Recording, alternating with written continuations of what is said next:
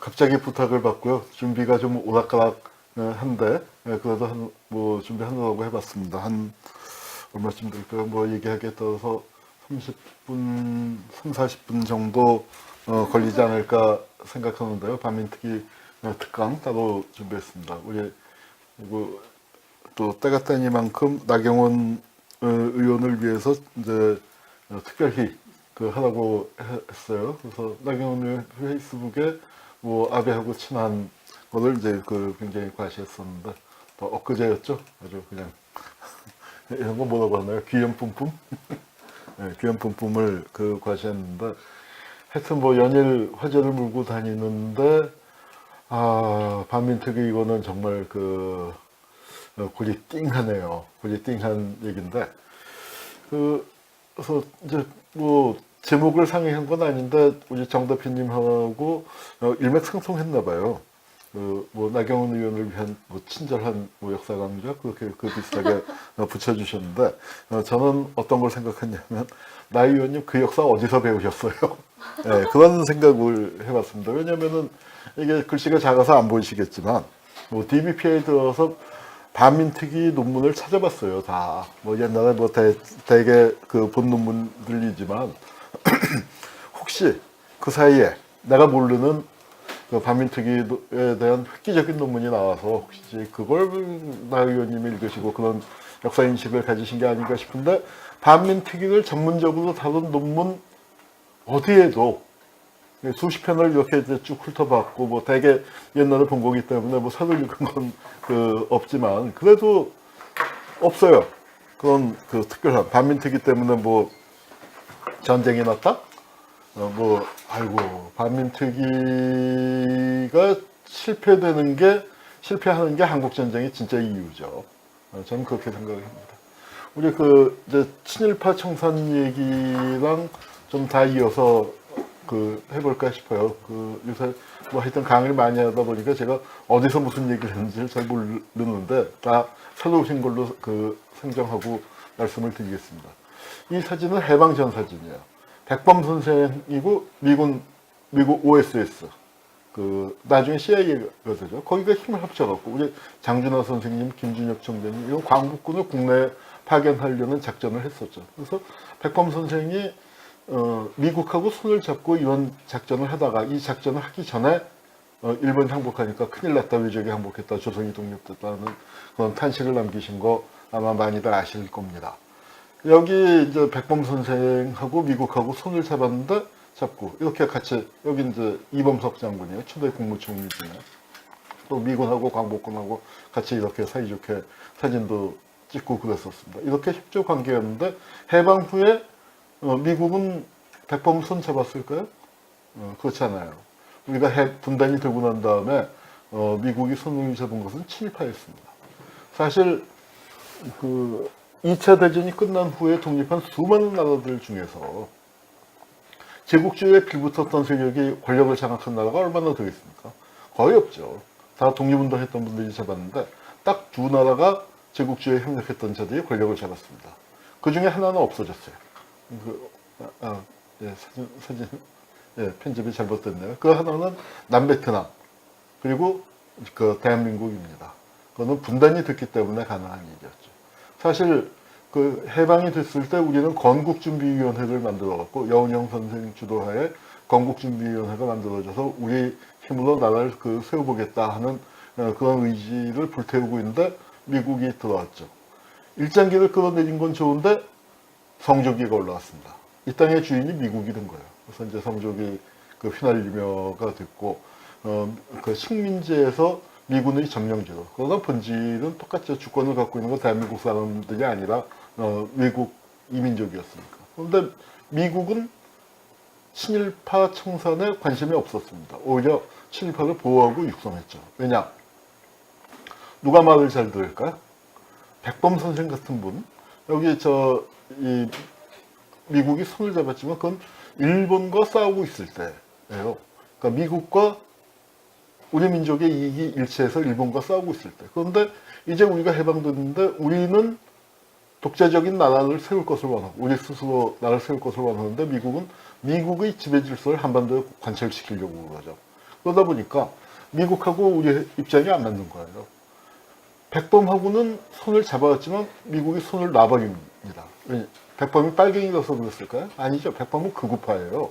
극우파이고 이념적으로는 극우 반공이라고 할 수 있는데도 뭐냐면 민족주의자였기 때문에.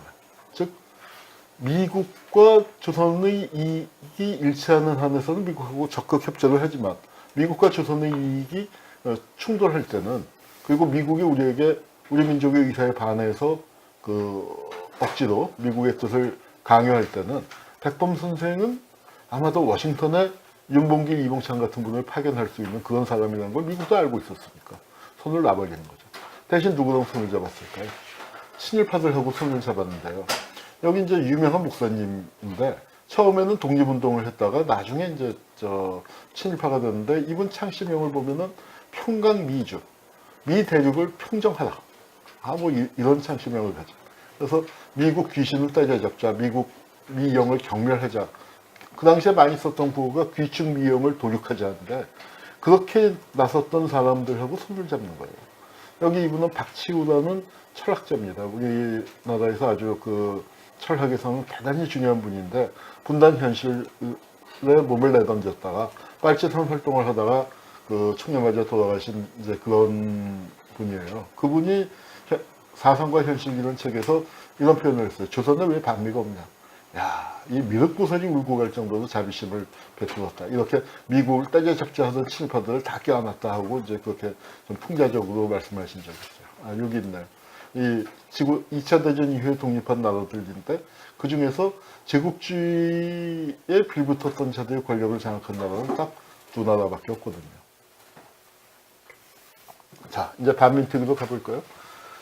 반민특위 문제는 친일파 처단 문제는 우리 민족의 가장 중요한 문제예요. 그런데 미군정이 버티고서서 안 하고 있으니까 또 할 수가 없었고 우리는 이제 그걸 그러면은 우리 손으로 정부를 수립한 다음에 하자. 이제 그렇게 생각을 하고서 이제 좀 밀어놨었죠. 그래서 정부가 8월 15일에 쓰고 그다음에 의회 개헌한 다음에 바로 이제 서둘러서 9월 20일 정부가 수립되고 한 달쯤 지나서 반민족행위 처벌법이 제정이 돼서 공포됩니다. 그리고 반민족행위 특별조사위원회에 줄여서 반민특위라고 하는 거죠. 그게 1948년 10월 22일에 설치가 돼요. 그러면서 여기 우리 세월호 특별조사위원회 만들 때 뭐 기소권을 부여해야 한다, 조사권만 아니라 기소권까지 부여해야 한다 했더니 삼권 분립에 위배된다, 뭐 전례가 없다라고 얘기했는데 전례가 없긴 왜 없습니까? 우리 반민특위에서 특별검찰부 거기다가 특별재판부까지 했어요. 지금도 특별재판부 얘기가 나오잖아요. 그거 왜 나오냐면은 과거에 사법농단에 연루됐던 자들이 계속해서 사법농단과 관련된 사건을 재판한다는 건 말이 안 되잖아요. 그러니까 여기에서는 이 당시에는 뭐냐면은 친일파들을 재판하는데 일제에 복무했었던 검사 판사들이 또 검사 판사가 돼서 재판하면 안 되지 않느냐. 그래서 우리 법률가들 중에서 일제에 부역한 혐의가 없는 분들로 특별검찰부와 특별재판부를 꾸렸습니다. 근데 특별검찰부장은 누구냐면 검찰총장이에요. 특별재판부장은 누구냐면 대법원장이에요. 그러니까 그 반민특위의 위상이 상당했다는 걸 알 수 있고 필요할 때 특별검찰부와 특별재판부를 두는 게 대한민국에 왜 설계가 없습니까? 이렇게 버젓이 살아있는데 반민특위 깨버리고 아예 역사에서 지워버렸다는 얘기죠. 그래서 이렇게 반민특위가 출범을 했고 조사위원은 정위원은 10명으로 했는데 국회의원을 각 도에서 1명씩 이렇게 이제 황해제주는 묶어갖고 이제 한 분을 하고 이렇게 해서 출발을 했습니다. 이게 반민특위가 있었던 건물인데 지금은 없어졌죠. 을지로 쪽에 국민은행, 나중에 국민은행이 되는데 반민특위 건물이었습니다. 그리고 반민특위가 이제 출범하고 난 다음에 기념사진을 중앙청에서 찍었고 여기 신익희 국회의장이시고 사진이 작아서 잘 안 보이네요. 여기가 김병로 대법원장. 이게 아마 이범석 총리인 것 같고요. 그건 이제 유인들이 모여서 반민특위의 설립을 축하했습니다. 이분이 반민특위 초대 위원장을 맡은 김상덕 선생. 임시정부 국무위원이었는데 납북되셨어요. 그 바람에 이제 우리 역사에서는 잘 전해지지 않는데, 여기 저 백범 선생 모시고 어디 그 임시정부 유인들과 함께, 이분이 또 임시정부 국무위원이었으니까 여기 백범의 비서 역할을 했었던 그 엄황섭 선생이죠. 이제 뭐 그렇게 해서 어디 서울교회에 저를 방문하셨을 때 사진입니다. 자, 그리고 이제 반민특위가 만들어지니까 자숙하라 친일공상, 반족배, 반민족 행위자를 이제 줄여서 반족배의 제1탄, 그리고 도망가려던 박흥식을 체포해서 수감했다. 박흥식은 누구냐면 화신, 지금은 없어졌지만 뭐 우리나라 유통 쪽에서 제일 큰 화신백화점, 그 자리가 어디냐면 종로 2가 로타리아, 지금 그게 삼성 빌딩이 됐죠. 그 가운데 뻥 뚫린 그 자리가 화신 자리인데 대표적인 친일 사업가였죠. 이렇게 자숙하라 친일군상 이걸 내거는 신문은 어딜까요? 이게 조선일보입니다. 그때는 조선일보도 비록 방모가 친일 혐의를 받고 있음에도 불구하고 친일파는 처벌하는 게 마땅하다. 친일파 나대지 말고 자숙하해. 조선일보가 그렇게 얘기를 했거든요. 그러니까 전쟁은 무슨 전쟁? 그러니까 친일파 몇 놈들 그런 그 친일 경찰들이 반발을 하고 그걸 이승만이가 비호하면 했지. 그게 어떻게 국론이 분열된 전쟁입니까? 그러니까 이게 반민특위 재판하는 광경이에요. 근데 이제 반민특위가 출발하고 이게 48년 9월. 그러니까 반민법을 만드는 과정에서부터 친일파 처단을 신중하게 하면서 이제 어깃장을 놓기 시작해서 국회에서 말썽이 나오고 지금 대통령이 그 할 얘기가 아니라 과감하게 해야지 뭐 이제 반발이 나오고. 그 다음에 특경대 폐지를 희망한다. 반민법 수정하라. 이게 49년 2월이면 바로 반민특위가 행동 개시한 49년 1월 11일 날이에요. 행동 개시해갖고 누굴 잡아들였냐? 노덕수지를 잡아들였어요. 이게 노덕수지예요. 이게 김연수, 김성수의 동생이고, 여기는 민족대표 33인 중에 한 분이므로 천도교의 지도자로 아주 중요한 역할을 하다가 안타깝게도 변절한 최진. 그래도 최진은요, 그나마 이렇게 붙잡혀간 사람 중에서 옥중에서 진짜로 반성문을 쓴, 절절한 반성문을 쓴, 아이고, 그런 반성문 쓴 사람도 정말 몇 명 없는 거 있죠? 한번 생각해 보세요. 36년 동안 지배받다가 해방이 됐어요. 새로운 나라를 출범하는데, 그러면은 그때, 내가 잘못 생각했다. 그 다음에 또, 젊은 층들 같은 경우는 그때 한 30쯤 되는 사람들은 다 일제시대에 태어나는 거 아니에요. 내가 태어나서 그 교육 잘못 받고 잘못 생각했는데, 죄를 졌다. 그 고백을 하고, 인정하고, 반성하고, 앞으로 새 국가 건설에 좀 힘을 다 바치겠다. 용서해달라. 이런 얘기를 한 사람이, 열 손가락으로 그걸 다 못 쳐요. 손가락이 그때는 너무 많다 싶을 정도로. 그게 말이 됩니까? 그런데 그나마 최진 선생은 그 반성문을 쓴 분이죠. 이 사진을 앞에서 찍은 거예요. 그랬더니, 기가 팍 죽었죠. 그런데, 뭐, 몇 달 후에 이제 기가 팍 살아서 돌아다니게 됩니다. 이 노덕수리가 어떻게 해서 워낙 유명한 놈이었지만, 그러니까 유명한 사건이 하나가 있어요. 이게 뭐냐면 세인주 씨의 음모 사건. 그래서 이제 그러니까 이 암살 음모 사건이 터집니다. 그래서 이제 노덕술이 그 주모자의 한 사람으로 노덕술과 최난수하고 있습니다. 그 사람들이 잡혀 들어가게 되는데 이 사건을 고발한 사람이 누구냐면은 급하게 사진을 정리하다 보니까 사진이 얼른 도망갔네요. 백민태라는 사람이에요. 백민태가 누구냐면 바로 영화 암살의 하와이 피스톨의 모델이죠. 사진청부업자. 우리 역사에 진짜로 사진청부업자가 등장을 하고 암살의 감독님도 아마 거기서 따왔을 거예요. 사진청부업자. 그런데 이제 아마 영화를 만들다 보니까 이제 해방 후에 등장한 사진청부업자를 해방 전에 일제강점기로 시기를 옮겨갖고 이제 영화를 만들었습니다만 우리 역사에 이렇게 실명으로 등장하는 그러면서도 나름 긍정적인 역할을 하는 게 사진청부업자가 백민태입니다. 이분이 그러니까 우파 테러리스트예요. 그래서 중국에서 활동했었고 중국 국민당의 비밀결사 조직하고도 연결돼서 활동을 했던 분인데 이제 그 어떻게 된 거냐면 반민특위가 만들어졌잖아요. 그러니까 친일파들이 큰일 났단 말이야. 야, 저 반민특위 어떻게 하면 좋냐? 야, 저거 따져보셔야죠. 어떻게 할까? 우리 경찰이 직접 나설 수는 없고 산인청부업자를 고용하자. 그래서 경찰이 산인청부업자를 고용한 겁니다. 친일 경찰이. 그래서 반민특위를 습격하자고 했더니 그래서 암살 대상이 무려 20명이라고 나오잖아요. 여기 이제 그 이름 나오는데 반민특위 그 특별재판부장 김병로, 반민특위 특별검찰부장 권승열, 반민특위 위원장 김상덕, 반민특위를 만든 국회의 국회의장 신익희, 반민특위 특별재판부의 부장판사 서순영, 반민특위 그 부위원장, 반민특위 조사관, 반민특위 재판관, 판사, 다 이런 식입니다. 그래서 이제 여기 세 분은 반민특위 조사관. 이렇게 해서 이제 명단을 넣었는데, 이 백민태가 명단을 이제 처음 받아보고 나니까 이상한 거예요.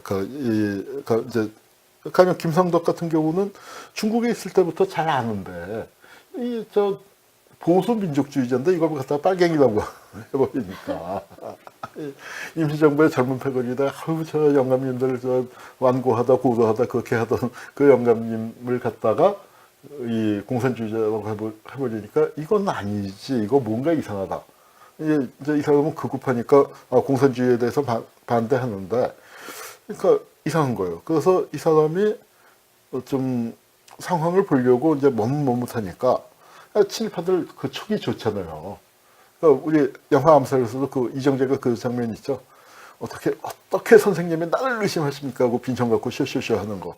그것처럼 이제 한 일이 있었는데 그 비슷한 일이 벌어졌어요. 친일파들이 의심을 하니까 백민태가 친일파들을 그 안심시키기 위해서 어떻게 했냐. 혈서를 써갔습니다. 혈서를 써갔는데 그래서 혈서 썼어하고 혈서 갖다 주고 이제 붕대맨 손을 보여줬는데 사실은 이 손을 자른 게 아니에요. 닭피를 찍어서 썼어요. 그리고 이제 그 손가락을 벤 것처럼 붕대를 감았는데 이 혈서를 보고서 친일파들이 감격을 해갖고 이 붕대 풀어보자는 소리는 안 했어요. 그래갖고 이제 넘어갔는데 그러면서 한 얘기가 뭐냐면은 야, 이거 어떻게 한 명 한 명 죽이냐. 한 명 한 명 죽이다가 이거 끝도 없고 그 중간에 일이 잘못될 수 있다. 내가 좋은 생각이 있다. 뭐냐. 그랬더니 뭐냐면 이 사람들 데리고 38선에 가서 거기서 그냥 개근총으로 다 긁어버릴게.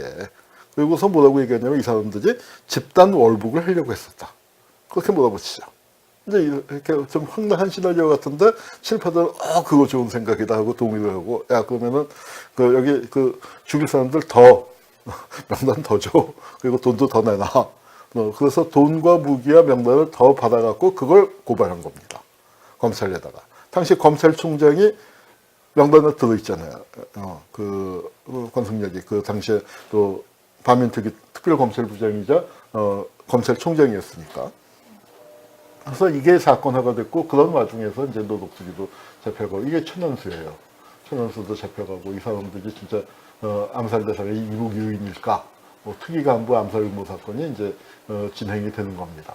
그래서 이게 진행이 되는 와중에 그래서 여기서 이제 된통 걸려서 이 친일 경찰들이 반격의 기회를 찾는데 이제 이승만은 노덕수를 체포해서 노덕수를 체포한 사람을 체포하라는 거예요. 그런 반민특위 사람들을 체포하라고 노덕수 국무회의록입니다. 국무회의에서 이승만이 그렇게 지시를 하지 않나. 하여튼 이제 노덕수 재판이 진행이 됩니다. 그런 와중에 일어난 사건이 국회 프락치 사건이에요. 국회 프락치 사건이라는 건 뭐냐? 이건 뭐 이석기 나라는 사건하고는 비교가 안 되는 큰 사건이죠. 그러니까 국회의원이 13명인가가 이제 걸려들게 되는데, 남노당이 국회 내에 프락치를 심었다. 프락치라는 게 일종의 밀정, 간첩, 그런 거를 끈앞을 같은 걸 심어 놓고서 그래서 국회를 조정한다. 그래서 이 빨갱이 의원들이 뭘 했냐. 반민특위 만들고 미군 철수하고 그런 거 주장하고 있다.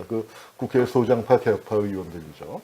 그 사람들을 치는 거예요. 이건 무슨 뜻이냐면은, 친일파들이 이제 산인청부업자를 고용해서 반민특위를 깨려고 했는데 그게 실패했잖아요. 그러니까 야, 이거 어떡하지? 어떻게 하면 좋을까? 할 수 없다. 우리가 특위를 직접 치자. 자기들이 직접 치자고 생각을 할 수밖에 없다.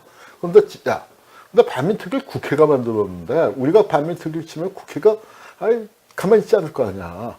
그럼 이거 어떻게 하면 좋을까? 자, 친일파들 어떻게 했을까요? 친일파들 진짜 목숨 걸고 한 겁니다. 그러면 친일 청산이 왜 실패했느냐? 친일파는 목숨 걸었는데 우리는 목숨 건 게 아니에요. 우리는 당연하게 생각하고 그거 당연히 되겠지 하고 손 놓고 있다가 다 한 겁니다. 해방 당시에 생각해 보세요. 길을 막고 물어봐도 친일 청산이 해야 하느냐 말아야 하느냐 물어보면은 친일파들조차도 친일 청산 해야 한다고 얘기할 때예요. 그런데 그게 불과 2, 3년 만에 뒤집혀 버립니다. 친일파들은 목숨 걸고 똘똘 뭉쳤어요. 거기에다가 던진 메시지가 저는 이승만의 그 유명한 연설 있죠. 뭉치면 살고 흩어지면 죽는다. 그 말뜻을 가장 잘 알아차린 건 친일파예요. 그래서 친일파들이 똘똘 뭉쳤습니다. 그래서 뭘 하냐. 국회를 쳐요. 반민특위를 치기에 앞서서. 그게 국회 프라치 사건이에요. 국회 프라치 사건에서 이제 이렇게 해서 이 사람이 김태선이라고 당시 시경국장인데 이 사람이 이제 조국 파멸을 기도한 그 국회의원 6명을 체포한 진상. 그래서 이제 나중에 더 몇 명씩 더 잡아 들여갑니다. 이게 바로 노덕술이 이 재판을 한참 하고 있을 때. 그러니까 그때예요. 그런 나중에 이제 이게 벌어지고 여기 주모자가 노덕술이고 여기 밑에 김약수 이분이 국회 부의장이에요. 그러니까 국회 부의장과 국회의원들 여러 명이 포함이 된 사람들이고 이 사람들이 대개 반민법을 만들 때 앞장섰던 사람들입니다. 그리고 여기 이제 나중에 이제 걸려든 분들도 소형들 여기는 반민특위의 그 재판관으로 참여하고 있었고 노일화는 국회의원 신분으로 반민특위의 특별검찰부의 차장이에요.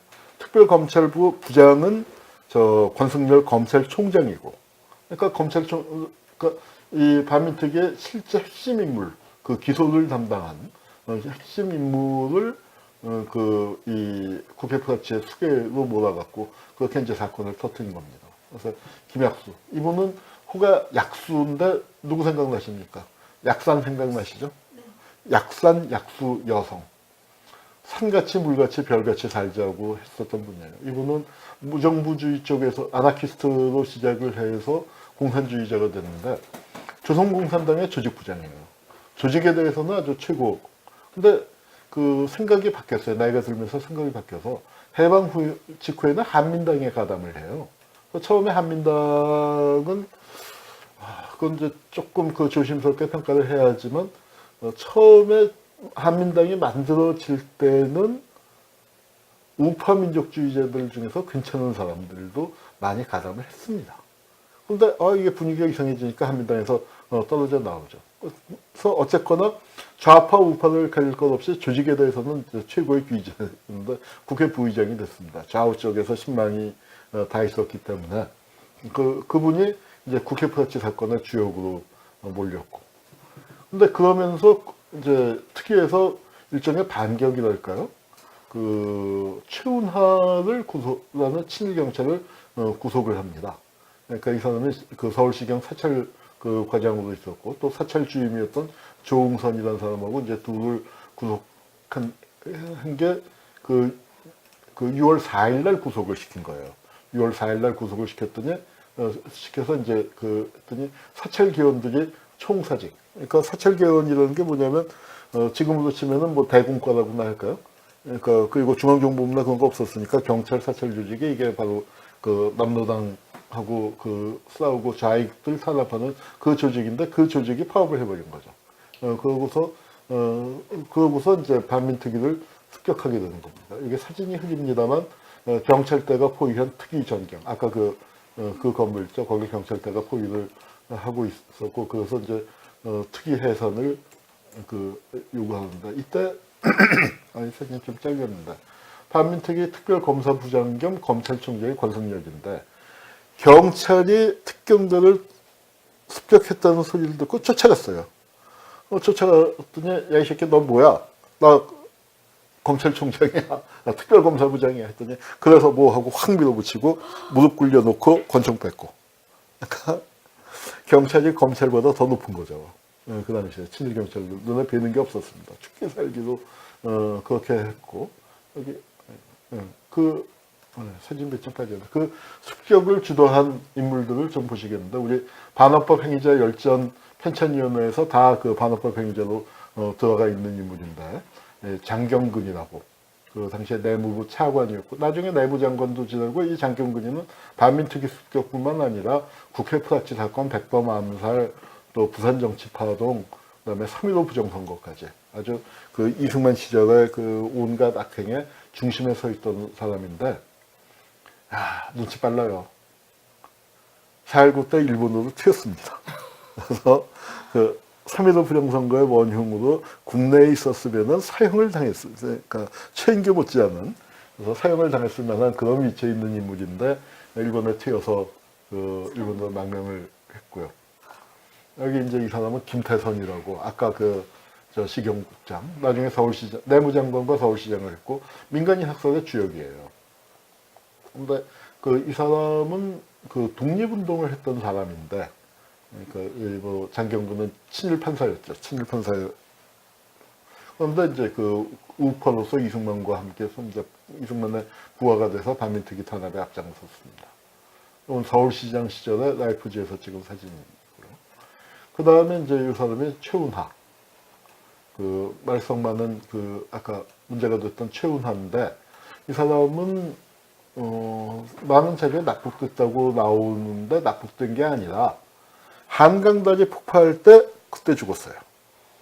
그러니까 이승만 정권에서 한강다리 폭파할 때 그때쯤 저도 한강다리를 건너고 있다가 도망을 가다가 그때 그 폭발하는 바람에 시경 그 형사 몇 명하고 같이 죽었다. 이제 그렇게 얘기가 되고 있습니다. 윤기병 이 사람이 바로 그 중부경찰서장으로서 특경대를 그 습격할 때의 행동대장이죠. 그 지휘라인은 장경근 그 내무차관, 김태선 시경국장, 그 다음에 그 행동대로서 윤기병이 이제 병력을 이끌고 가서 때려 부신 겁니다. 그랬더니 그런데 내가 시킨 거야. 이승만이 AP 기자한테 아주 딱 내가 시킨 거야. 반민특위는 한꺼번에 해봐나 한 번만 해라. 한 번 잡아들였으면 됐지. 이제 그거 못하게 하는 거예요. 그래서 이제 그렇게 하고, 그리고 대통령이 국회에다가 그거 내가 해산시킨 거야 하고 국회에다 정식으로 보고를 하고요. 그러면서 이게 이제 8월 6일인데요. 그 반격이 어떻게 됐냐면 반민특위 위원이었던 김명동 위원을 구속시켜요. 바로 그 반민특위 깨고 난 다음에 이분은 이 충남 제1의 그 갑부였던 친일파 김갑순을 직접 체포했죠. 그러니까 반민특위 위원들 중에도 또 이제 활동력이 좀 왔다 갔다 하는데, 이분은 그 보수파고 안동 김씨고, 그다음에 또 유림 계열이에요. 이제 그런데 이제 하여튼 신간회에도 그 우파로서 신간회에 참여했던 민족주의자. 근데 김갑순 꽤 오래돼서 지금 젊은 분들은 모르시겠지만 민나더불어데스라는 유명한 유행어가 있었죠. 전부 다 도둑놈이야. 뭐 나만 갖고 가지만 다 도둑놈이 하는 그 유행어를 만들어냈었던, 아마 수사반장에 나왔었던 김상순 씨. 뭐 지금 젊은 분들은 모르겠지만 그분이 뭐 연기를 해서 한때 굉장히 화제가 됐었던 드라마의 주역인 김갑순을 체포한 분입니다. 그리고 이분은 국가보안법을 반민특위 빨갱이들이 만들었다고 얘기하지만, 김명동은 국가보안법 제정에 앞장선 사람이에요. 국가보안법 폐기 제안이 부결됐을 때 다수 의원이 지지로, 그때 지금의 혼란기에 있어서 우리는 강력한 법의 제정을 절실히 느끼고 있다. 국가보안법 필요성을 옹호한 거죠. 이게 우파 민족주의자들 중에는, 그러니까 이제 우파도 두 종류가 있죠. 친일한 우파가 있고 민족주의 우파가 있는데, 민족주의 우파는 국가보안법은 그래 필요해, 좌파하고 싸우려면 필요해 라고 생각하면서, 그리고 그때 국가보안법은 지금 국가보안법에 비하면은 솜방망이였으니까, 또 솜방망이였고, 그리고 저 상황이 여순사건 터진 직후잖아요. 여순사건 터진 직후니까 정부 수립된 지 뭐 2달 만에 군대가 항명사건, 그 당시에는 반란이라고 불렀죠. 항명사건을 일으켰고, 정부가 위태위태하니까 이제 우파들이 위기의식을 느껴서 여기 가담했어요. 그래서 국가보안법 제정을 앞장서자고 했는데, 친일파들은 어떻게 해요? 빨갱이다 이거야, 빨갱이라고. 응? 국회의원한테 국가보안법을 옹호한 김명동도 적구. 적구는 게 뭡니까? 붉은 개란 말이에요. 붉은 개. 붉은 개도 그 빨갱이들의 하수. 아주 그 부하 노릇하고 있다. 그러니까 이제 이렇게 그 몰아간 거죠. 그러니까 이게 전쟁인가요? 이게 국론 분열인가요? 국민들은 일체에서 친일파 처단을 요구하는데 거기 구석에 몰린 친일파들이 이승만을 등에 업고 한 게 그게 국론 분열이었을까요?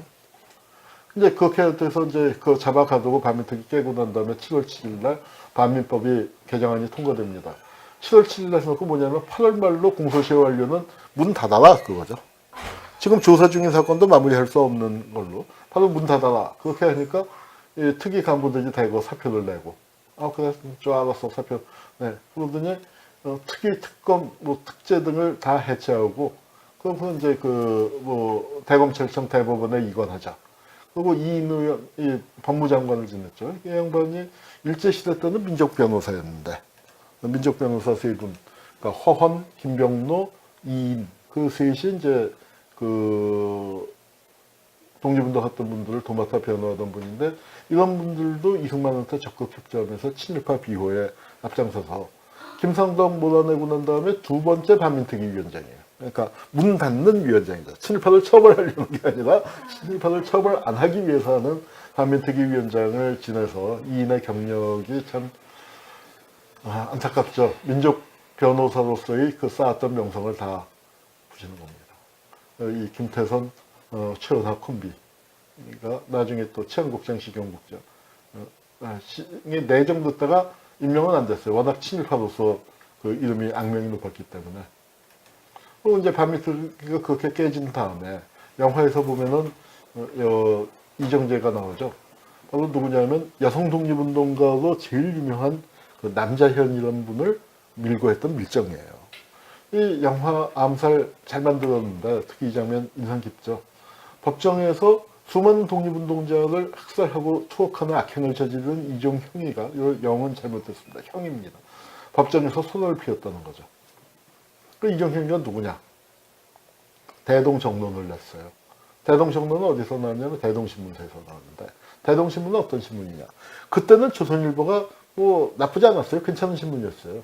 그런데 이 대동신문이 정말 문제였는데 지금 조선일보 플러스 중편 아주 개쓰레기 같은 그 신문입니다. 그 신문사 사장님이 이종형인데 재판에서 무죄받았어요. 이정재가 무죄받았듯이. 이 영화 암살에서 이정재가 이 법정에서 그 쇼쇼쇼 하면서 앞부분에서 쓴 그 한 대사는 실제 역사적 자료에 나오는 대사를 그대로 갖다 썼습니다. 나는 평생을 독립운동밖에 한 게 없는데 공산주의자들의 투서 몇정 때문에 나를 기소해? 제가 만약에 감독이었으면 그 뒤에 나오는 얘기도 다 썼을 것 같은데 감독은 이제 이정재 우통을 벗겨서 여기 이제 뭐 그렇게 또 아주 재밌었어요. 근데 갔는데 실제 법정에서는 이정재 어떻게 했냐면은 검찰석에다가 삿대질을 했죠. 그때 그 이종형이를 기소했었던 검사가 이의식 선생님이라고 아까 명단에 있었는데 임시정부 국무령 대통령이죠. 그 국가주석을 그 수반을 지낸 이동영 선생의 아드님이에요. 그분이 이제 반민특위 검사로 계셨는데 걷다 대고 야 이놈아 내가 네 애비하고 독립운동을 같이 한 사람이야. 네 놈이 내 앞에서 큰절을 못할 망정 감히 나를 기소해? 뭐 아주 그 고래고래 소리를 질렀다는 겁니다. 네, 아유 누가 사무실에 늘 오네요. 리얼리티 방송에 네, 네, 뭐 이거 네. 저쪽 문을 좀 열어놓죠. 근데 우리 역사에서 그 영화에서는 어때요? 이정재가 무죄받고 풀려났더니 어디선가 안호균과 명우가 나타나서 쏴 죽이죠. 통쾌하게. 근데 솔직히 얘기해서 이거 역사 일본 아닌가요?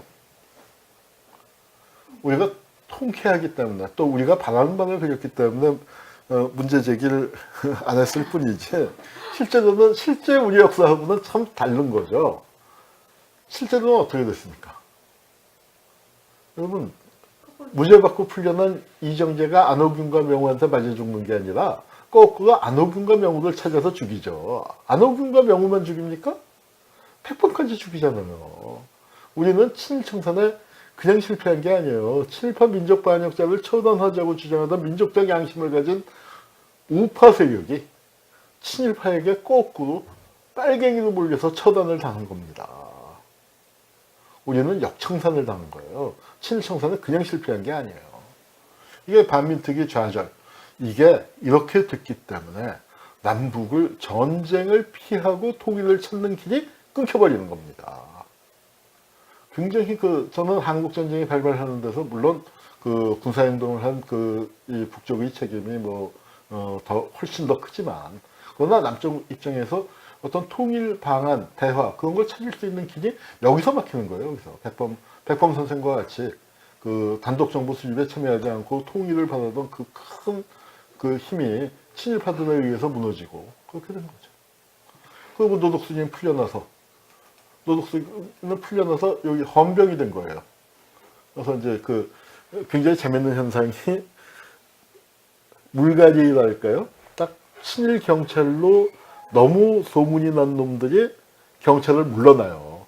그거 어디로 가느냐? 헌병으로 들어가요. 그리고 악질 헌병으로 유명한 놈들도 또 물러나요. 그거 어디로 가느냐? 경찰로 가요. 자기 맞바꿔요. 그래서 노덕수지가 악질 고등경찰의 대명사였다가 헌병으로 가서 활동을 합니다. 이건 누구냐면 최난수라고 이제 유명한 친일 경찰인데 노덕수를 만나러 놀러 간 거죠. 그래서 거기서 같이 사진 찍은 거고요. 자, 그러면은 친일파 청산에 실패한 게 어떤 결과를 낳았는가를 좀 보시죠. 마산 앞바다에서 김주열의 시신이 떠오릅니다. 두 주먹을 꽉 쥔 소년의 사체가 떠올랐는데 바로 김주열. 마산상고 1학년이라고 나오는데 정확하게는 1학년이 아니에요. 정확하게는 입학 예정자예요. 그때 4월 학기였기 때문에 3월 15일 날 죽었으니까. 근데 교복을 입고 있었죠. 마산상고 교복을 미리 받아갖고 입고 있어서 마산상고 1학년이라고 이제 얘기를 해도 꼭 틀린 말은 아닙니다. 재밌는 건, 재밌다는 표현 쓰면 안 되겠지만, 이 김주열이 마산 사람이 아니에요. 남원 사람이에요, 남원 사람. 그 당시만 해도 영호남 지역 감정이 별로 없어서 호남에서 영남으로 유학을 간 거예요. 이모 할머니가 마산으로 시집 가서 있었기 때문에. 이게 이제 직경 5cm, 긴 20cm 최루탄이 이렇게 눈에 박힌 거죠. 이한열은 최루탄에 의해서 뒤통수를 맞았다면은 여기 김주열은 이제 정말 눈에 박히는 참 끔찍한 일이 벌어졌는데 이거를 박정표라는 자가 시신을 지폐에다 싣고 바다에 가서 돌을 매달아서 바다에 버렸어요. 근데 진짜 진실은 가라앉지 않는다라는 말이 참 너무 맞는 것 같아요. 이게 3.15 부정선거 반대 투쟁이 한 4주쯤 전개되다가 이제 점점 사그러들고 있을 때 김주열의 시신이 떠오른 겁니다. 돌이 어떻게 풀렸는지. 그래서 이게 김주열 어머니는 남한 분이 이제 마산에 와서 우리 주유지 못 봤냐고 이렇게 막 열심히 찾아다니다가 포기하고 이날 아침에 남원으로 가는 버스를 탔어요. 버스가 아마 남원에 도착하기 전에 이 시신이 떠오른 거예요. 그래갖고 이제 발칵 뒤집혀져서 이제 조사해 보니까 최루탄을 누가 쐈냐? 박정표, 마산경찰서 경비주인 박정표가 정면에서 쐈고 그 시신을 박정표가 유기했단 말이에요. 서장한테 보고했더니 적당히 처리해. 그래서 시신을 유기했다. 이제 그렇게 한 거예요. 그래서 박정표가 재판을 회부됐습니다. 그래서 마산 발포 사건을 구형을 사형이 구형이 됐고 그래서 여기 이제 재판 받고 있는 거예요. 근데 도대체 이게 얼마나 흉악한 놈이길래 저런 짓을 저질렀는가 궁금해갖고 찾아봤어요. 그랬더니 반민특위 재판 기록에 여기 박정표라고 이름이 나오죠. 박정표. 반민특위로 잡혀가서 재판을 받았는데 어떻게 됐어요? 반민특위에 잡혀간 악질 헌병이에요. 그런데 반민특위에서 무죄 받았잖아요. 이게 그 반민특위가 깨지고 난 다음에 그 유야무야 되면서 이제 그 다음에 붙잡혀 들어간 사람들 대충 무죄 받았어요. 대충 무죄 받았는데 여기 그 조사 기록에 보면은 다 아라이 갱기치라는 이름으로 학인동호회 사건, 정장호 사건, 그 황학명 사건, 무궁당 사건 등 부산 경남 지역에서 고문왕으로 불렸던 그 악질 헌병이었단 말이죠. 그리고 여기 그 고문당한 사람의 증언까지 다 이렇게 이 뜨거운 화로를 머리 위에 들고 있게. 죽을 놈이시죠. 이거 소돔에. 그러니까 그거 뭐 하여튼 우물에 담그고 뭐 난타하는 거는 뭐 기본이고 이거 말을 상상할 수 없는 비인도적인 잔혹한 방법으로 그렇게 했었던 자가 그리고 또 고문하고 난 다음에는 우리 다 같이 한국 시민이다. 성전, 그 일본의 대동아 전쟁이죠. 그 태평양 침략 전쟁에 협력해라. 그래서 우리 밀정이 되라. 이제 뭐 그런 걸 강요하기도 했던 자예요. 반민특위에서 과거의 잘못을 깨닫고 모범수였을 뿐더러 죄악을 고백했다. 개전의 정이 있다 하고 무죄 판결을 내립니다. 그래서 이제 이렇게 풀려났는데, 야, 이거 참 기막힌 일 아닐까요? 어떻게? 반민특위에서 무죄 받고 풀려난 놈이 11년 뒤에 이승만의 앞잡이가 돼서 김주혁을 저렇게 참혹하게 죽일 수가 있는가. 우리 역사에서 정말, 야, 이건 누가 소설로 써도 말이죠. 소설로 써도 리얼리티가 부족하다. 구성이 너무 자기적이다. 그렇게 얘기할 만한 일인데, 이게 정말, 이런 일이 벌어져갖고, 이게 4.19까지 이어지는 걸 보니까, 반민특위를 청산하지 못한 게 우리 역사에, 반민특위 아니라 친일파를 청산하지 못한 게 우리 역사에 어떤 악영향을 미쳤는가를 보여주는 대표적인 사례가 아닐까 합니다. 반민특위를 만들어서 전쟁이 일어난 게 아니고요. 나경원 의원님, 반민특위가 오히려 무너지면서 그게 긴 역사 전쟁이 벌어지게 되는 계기입니다. 네. 오늘 그 강의는 여기서 마치도록 하겠습니다. 감사합니다. 혹시나 댓글이 저기서 예. 댓글을 좀 댓글이 많이 달렸습니다. 그래요? 그래서 댓글을 좀 네. 보시면 좋을 것 같습니다. 그 연결을 지금 이 방송은 더 깊이 10과 그 한원구의 현대사 유튜브 채널에 같이 방송되고 있고요. 앞으로 이렇게 사회적 이슈가 있을 때마다 제가 교수님한테 바로바로 달려와서 교양 특강을 하려고 합니다. 근데 지금 교수님이 유튜브 시작하신 지 얼마 안 되셨고요. 채널에 저희 같은 경우는 이제 곧 10만 명이 되는데 교수님 채널은 지금 200명 조금 넘었습니다. 여러분 지금 빨리 들어가셔서 교수님 채널 구독 좀 부탁드리고요. 제가 링크를 밑에 넣어드리겠습니다. 제가 보여드릴까요 여기서? 여기서 아니 여기서 들어가셔서 여기서 유튜브 들어가셔서 채널로 여기서 제가 한번 보겠습니다. 여기서 내 채널 내 채널로 들어가셔서 여기 네. 요거요? 그리고 소리를 끄셔야 됩니다. 소리를 끄시고 이제 한 번만 누르시고 여기 지금 댓글 올라온 거 너무 글씨 작죠 교수님? 조금 이걸 키워볼까요? 좀 키울 수 있습니다. 잠깐 제가 키워볼게요.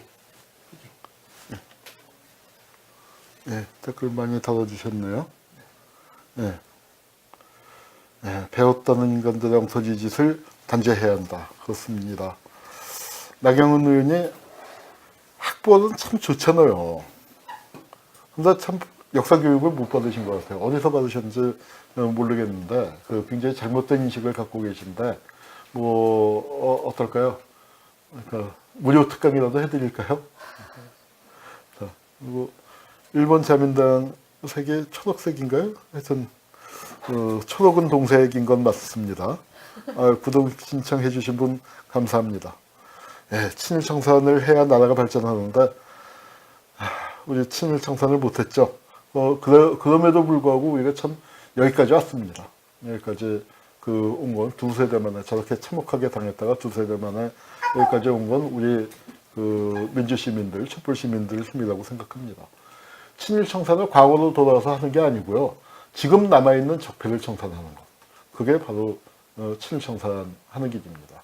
저는 역사를 중시하지만 역사의 바로 잡음은 과거로 타임머신 타고 가서 하는 게 아니라 우리가 지금 살아가는 오늘에서 하는 그 지금 여기 이 순간에 그 해야 하는 거죠. 그래서 이 적폐 청산을 통해서 현재의 적폐 청산을 통해서 친일 청산을 이룰 수 있다.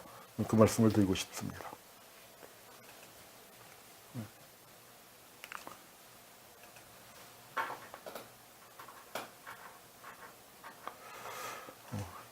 자, 친일파들 마당에 개까지 사살하자. 아이고, 우리 굉장히 과격한 주장이신데요.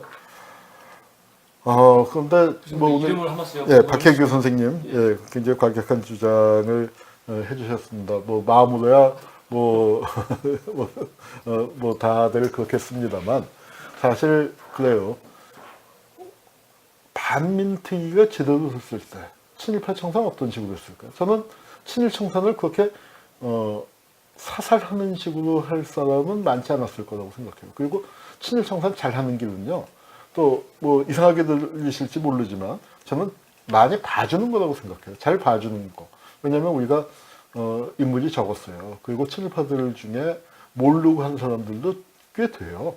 그러니까 그런 사람들한테는 그리고 우리에게 중요한 거는 한 개인을 벌하는 것보다 친일이라는 행위 자체가 정말 얼마나 민족사적으로 큰 죄악이었는가를 명확하게 하는 게 중요하기 때문에 그 사람들이 자기의 죄를 고백하고 반성하고 근신하고 자숙하고 그리고 일정 기간 지나서 그 죄를 용서받고 그 좀 새나라 건설에 참여할 수 있는 길을 열어주는 게 마땅하다고 생각합니다. 친일가가 묻었다고 다 버릴 수 없잖아요.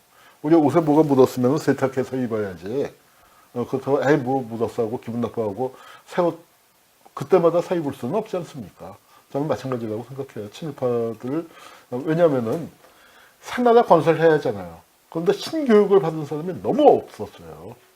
그리고 신교육을 받은 사람들 중에 친일때가 안 묻은 사람은 하늘의 별 그 따기처럼 그 찾기 어려웠거든요. 그렇기 때문에 조금 그 죄가 웬만한 사람들 과감하게 봐주는 게 맞다고 생각합니다. 그러나 다 봐줄 수는 없죠. 정말 봐줘서는 안 되는 친일파는 누구냐면은 독립운동했던 사람들을 밀고하고 체포하고 고문하고 학살한 친일파들 이런 놈들까지 봐줄 수는 없지 않습니까? 제가 아마 친일 청산 문제에서 친일파 처단을 제일 많이 봐주자고 주장하는 사람일 텐데 저도 이런 사람들만큼은 꼭 처단해야 한다고 주장을 해요. 그런데 우리 역사가 정말 안타까운 건 뭐냐면 이런 자들이 대한민국의 실제 권력을 장악한 겁니다. 그리고 그 권력이 이어집니다. 그런데 지금 적폐 그 사람들 개인적으로 예컨대 나경원이 친일 옹호한다고 해서 나경원 가게에서 친일파 처리해서 그게 답일까요? 전 그렇지 않다고 생각해요. 나경원 집안에서 뭐 친일파 쳤던 시도들도 있었던 것 같은데 뭐 외할아버지가 친일파다 뭐 그런 소문도 한참 들었었는데 동명이인으로 밝혀졌죠. 그래서 한 개인을 놓고 보는 것보다는 그 세력이 어떻게 이어졌는가. 예컨대 급하게 하다가 이제 사진을 준비 못했습니다만 노덕술에서 누구한테로 이어집니까? 박철원으로 이어지죠. 박철원이 이근환으로 이어지죠. 이근환이 친일파입니까? 이근환 친일파 아니에요. 이근환 불러다 고문시킨 정형근이 친일파입니까? 아니에요. 박철원도 친일파 아니에요. 그러나 그들이 바로 친일파의 맥을 이은 거 아닙니까? 혈연으로 찾기보다는 이런 계보로 찾는 게 훨씬 더 중요하다는 말씀을 드리고 싶습니다. 구독 신청해 주신 분 많습니다. 우리 박향기님 또 있고, 그다음에 백시모님 역사 시간에 조단나베 아이고 맞습니다. 역사 시간에 졸았는지 역사 교육을 못 받았는지 잘 모르겠습니다. 하여튼 지금이라도 배울 마음이 있다면 얼마든지 강의하겠습니다. 그리고 꼭 뭐 여기 들어와서 이런 강의를 그냥 자기가 찾아봐도 되겠고요. 우리 리디아의 정원님, 갈 길이 멀다고 하셨지만요, 우리 많이 온 거예요. 그러니까 뭐 어쩌다가 이제 등산 갔을 때 이렇게 돌아보면 아이고 아직도 저만큼 남았나 하지만 뒤돌아보면 우리가 어느새 여기까지 올라왔지? 그렇지 않습니까? 나베 아베하고 학년이 같네요. 아유, 구독해 주신 분들 동해일출 TV요. 아유, TV 방송하시는군요. 예, 저 반갑습니다. 예. 또 본인이 친일님을 커밍아웃했다. 백시모님 말씀해 주셨고, 예, 늘 잘 배우고 있다는 SH 어떻게 읽어야 하나요? SHIJLKH 아마 한글로 쳐보면은 성함이 나올 것 같네요. 예. 우민화 교육의 뿌리를 내렸다. 뭐 해달과 별님, 예, 그렇죠. 아픈 역사 직시하는 게 힘들지만 그래도 우리 직시해야죠. 맞습니다. 나베가 일본의 탕 맞습니다. 예, 예. 예, 그렇죠. 죄가를 다 치른다면 안아줄 동의, 그 용의가 있다는 말씀, 예, 맞습니다. 친일파도 우리는 비슷하게 생겼다. 근데 자세히 보면 다르다. 아유, 근데 외모로는 잘 감별이 안 되는 것 같아요. 예, 외모로는. 이름을 한 번씩 언급해 주셔야 돼요. 예, 명진님, 예, 그리고 또 구독 꾹 눌러주신 분, 응원해주신 김은주님, 더블럭님 감사합니다. 김정원 치안국장이요. 예, 알겠습니다. 김정원은 따로 한번 그 특별 코너로 저희가 반헌법 행위자 열전을 준비하고 있는데 그 반헌법 열전 때문에 제가 사실은 유튜브를 시작했거든요. 거기 등장하는 몇 명들 준비가 된 사람들, 저희 또 카드 뉴스도 많이 만들어 놔서 반헌법 행위자 열전에 보면은 김정원 카드 뉴스 잘 만들어 놓은 거 있습니다. 그래서 일단 오늘은 제가 학교에 수업을 가야 하기 때문에 예, 한 5분 10분 내로 방송 마쳐야 돼요. 그래서 김정원 얘기는 일단 거기서 보시고 제가 나중에 특별히 한번 예, 특강을 만들겠습니다. 아이고, 전정옥 선생님 감사합니다. 예, 강의가 조금 확장되었으면 좋겠다는 제가 열심히 좀 하고 또 여러분들께서 많이 구독해 주시고 또 그 주변에 좀 알려주시기 바랍니다. 더블런님 다스베이다 보고 후원하셨다는데 반갑습니다. 아유, 감사합니다. 다른 그 구독자님들도 더블런님 하신 거 잘 보시고 같이 후원해 주시길 바랍니다. 뉴스공장에 나오셔서 오늘 말씀 전해주세요. 뉴스공장에 좀 압력 넣어주세요. 그럼 기꺼이 가겠습니다. 네, 감사합니다. 또, 예. 그럼 우리 이쪽 채널에서 마치고요. 네. 우리 더기피시 예. 한 400명 들어와 있는데 400 너무 많아서 그냥 교수님이 지금 수업 가셔야 돼서 예. 더기피십은 좀 빼고 그리고 이 교수님 채널로 들어왔을 때 메리트가 있어야 되니까 교수님과의 소통은 교수님 채널 들어오실 때만 이렇게 해야 될 것 같습니다. 그래서 교수님 채널 빨리 다 들어와 주시고 구독해 주시고요. 그럼 교수님 제가 따로 영상 나중에 짤로 만들려고 하는데 우리 나연님한테 영상 편지 하나 하실래요? 우리 더기피십의 대표이신 정준호 대표님께서 우리를 아주 팍팍 밀어주고 계십니다. 네. 나경원 의원한테 영상 편지를. 짧은 거라도 하나 제가 그건 만들어서 너무 따로 하나 올리겠습니다. 너무 어려운 거죠. 너무 어려워요? 우리 제가 잘 한번 만들어 보겠습니다. 예, 그래요. 음악 넣어서 우선은 여기서 지금까지는 그 우리 구독자들을 위한 특강이었고 이제 나연님께 정중한 영상 편지 하나 공식적으로 우리 반헌법 행위자 열전 대표로서 잠깐 한번 해보시죠. 네. 알겠습니다. 지금 이제 나연님께 공개 영상 편지. 나 의원님,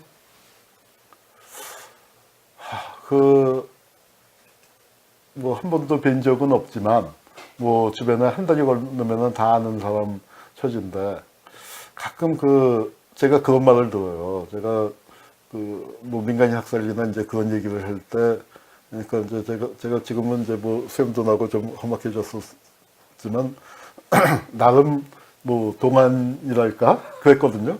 근데 이제 그 형 친구가 뭐 어디서 제 강연인지 뭐 유튜브나 뭐 그걸 보신 다음에 저희 형한테 그랬나 봐요. 야, 저 홍구는 왜 저 순한 얼굴로 저런 무서운 얘기를 하고 다니냐. 근데 나 의원님은 어떻게 왜 정말 아름다운 외모를 가지셨는데 저 외모에서 그 외모만큼 아름다운 말씀이 나왔으면 좋겠는데 사람들 그 어떤 뒷목을 잡게 만드는 그리고 뒷목을 잡게 만든 다음에 저렇게 뿜뿜 하셨는데 제발 우리 역사에 대해서만큼은 좀 신중하게 발언을 해주셨으면 좋겠고 그리고 잘 모르면은 그냥 입 다물고 계세요. 그게 다른 사람들 상처 주지 않고 또 나 의원 자신에게 그 말들이 다 돌아갈 거라고 생각합니다. 이 반민특위 이렇게 많은 논문들 중에 나 의원님 그 생각을 담은 게 하나도 없어요. 그 역사 어디서 배우셨어요? 이 한홍구 TV 보시면은 제가 가끔씩 뭐 이런 거 올릴 때 나 의원님 생각하면서 나 의원님을 위해서도 그 역사 특강을 좀 준비할까 합니다. 한국 보수 세력의 역사 거기에 대해서 한번 좀 제대로 공부해 보시기 바랍니다. 우리나라 보수 세력의 계보를 세울 때 이렇게 반민특위를 때려부신 친일파들 노덕수리, 김창룡이, 최운하, 전봉덕, 최난수 이런 사람들이 우리 보수의 계보가 아니에요. 우리 한국 보수의 진짜 계보는 반민특위를 만들고자 했던 우파들 좌파 얘기하는 거 아닙니다. 반민특위 우파가 만든 거예요. 대한민국 그 우파들을 빨갱이로 몰아친 게 국회 프락치 사건이잖아요. 그래서 우리 역사 좀 잘 공부하시기를 부탁드립니다.